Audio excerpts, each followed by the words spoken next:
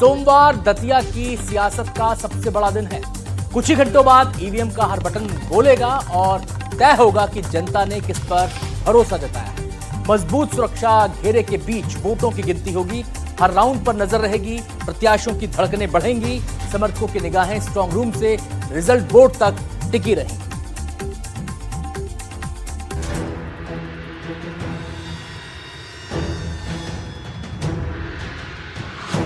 दतिया विधानसभा उपचुनाव का जनादेश अब ईवीएम से बाहर आने वाला है। जिला निर्वाचन प्रशासन ने मतगणना की सभी तैयारियां पूरी कर ली है। मतगणना केंद्र पर बहुस्तरीय सुरक्षा व्यवस्था की गई है। प्रशासन की व्यवस्था चाक चौबंद शुरू हो चुकी है, लगभग तैयारी तय हो चुकी है। आप देख सकते हैं पूरे में बैरिकेडिंग लगी गई है। आप देख सकते हैं ये सामान पूरा जा रहा है। आप देखिए अब ये पूरा मतगणना का जो कंप्यूटर वगैरह रहते हैं, अब देखिए एक एक करके ये कंप्यूटर वगैरह मतगणना केंद्र के अंदर ले जाए जा रहे हैं और भी सारी सुरक्षा दृष्टि से आप देखिए पुलिसिंग भी लगी हुई है। काउंटिंग से पहले आइए एक नजर डालते हैं मतदान के आंकड़ों पर। कुल मतदाता 2,20,371, पुरुष मतदाता 1,16,101, महिला मतदाता 1,04,260, मतदान केंद्र 291, मतदान तिथि 30 जुलाई 2026, मतगणना 3 अगस्त सुबह 8 बजे से। सबसे पहले पोस्टल बैलेट की गिनती होगी, उसके बाद ईवीएम के वोटों की काउंटिंग शुरू होगी। हर राउंड के बाद परिणाम घोषित किए जाएंगे और रुझानों के साथ मुकाबला लगातार बदलता रहेगा। निर्वाचन आयोग की निर्धारित प्रक्रिया के तहत ही हर टेबल पर मतगणना होगी। मतगणना स्थल शासकीय पीजी कॉलेज। सबसे पहले पोस्टल बैलेट की गिनती, उसके बाद ईवीएम की काउंटिंग, हर राउंड के बाद अपडेट, आरओ की निगरानी में पूरी प्रक्रिया। मतगणना हॉल में केवल अधिकृत अधिकारियों, कर्मचारियों, निर्वाचन आयोग के पर्यवेक्षकों, प्रत्याशियों और उनके अधिकृत काउंटिंग एजेंटों को ही प्रवेश मिलेगा। हर टेबल पर माइक्रो ऑब्जर्वर तैनात रहेंगे। सीसीटीवी निगरानी, केंद्रीय सुरक्षा व्यवस्था बल और स्थानीय पुलिस की 3 स्तरीय सुरक्षा के बीच स्ट्रांग रूम खोला जाएगा।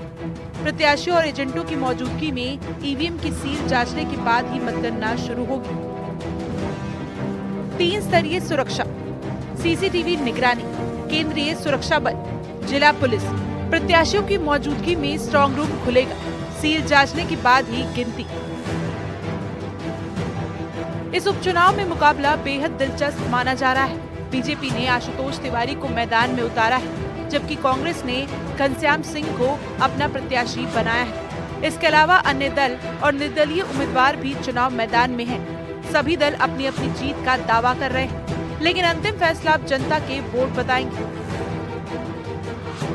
मुख्य प्रत्याशी Ashutosh Tiwari BJP, Ghanshyam Singh Congress, Damodar Yadav Mandal ASP Kanshiram, Lokendra Netaji BSP, Jitendra Manjhi Aapka Gantantra party, Dharmendra Singh Pawar right to recall party, Sanjana Singh किन्नर निर्दलीय। इस बार मतदान को लेकर मतदाताओं में अच्छा उत्साह देखने को मिला। करीब 70% मतदान दर्ज किया गया।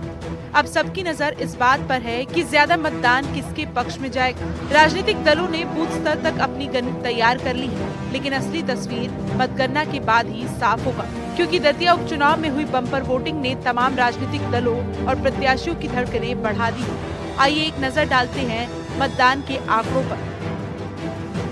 कुल मतदान लगभग 71.44%। कुल मतदाता 2,20,371, पुरुष मतदाता 1,16,101, महिला मतदाता 1,04,260। कुल वोट पड़े 1,57,000 से ज्यादा। मतगणना के दौरान निर्वाचन आयोग के नियमों का सख्ती से पालन कराया जाएगा। मोबाइल फोन पर प्रतिबंध रहेगा। हर राउंड के परिणाम पर प्रत्याशियों को आपत्ति दर्ज कराने का अधिकार होगा। किसी भी विवाद की स्थिति में निर्वाचन अधिकारी का निर्णय मान्य होगा। पूरे परिणाम की आधिकारिक घोषणा रिटर्निंग ऑफिसर करेंगे। फिलहाल दतिया में सभी तैयारियां पूरी हो चुकी हैं। अब कुछ ही घंटों बाद स्ट्रांग रूम खुलेगा, ईवीएम की सील जांची जाएगी और फिर शुरू होगी वोटों की गिनती, जिसके साथ तय होगा कि दतिया की जनता ने किसे अपना विधायक चुना है। एनडीटीवी के लिए ब्यूरो रिपोर्ट।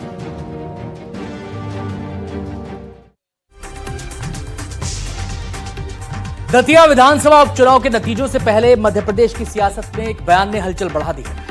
विधानसभा स्पीकर नरेंद्र सिंह तोमर के कुशवाहा समाज को लेकर दिए गए बयान पर कांग्रेस ने हमला बोला है।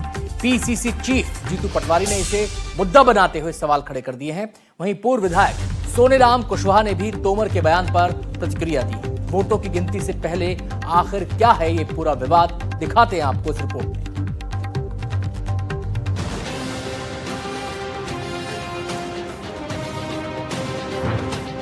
दतिया विधानसभा उपचुनाव हो चुके हैं। कुछ घंटों में नतीजों का खुलासा होने वाला है, लेकिन इस चुनाव को लेकर शुरू हुई राजनीति थमने का नाम ही नहीं ले रही है।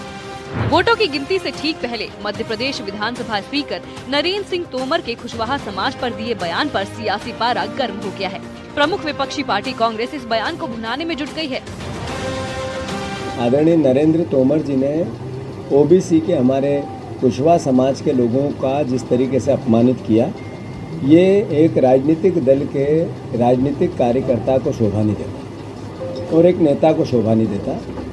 भारतीय जनता पार्टी हमेशा ओबीसी के साथ इसी तरीके का बर्ताव करती है। माफ़ी मांगनी चाहिए आदरणीय नरेंद्र तोमर जी को, जो कुशवाहा समाज को इस तरीके से अपमानित उन्हें नहीं करना चाहिए था।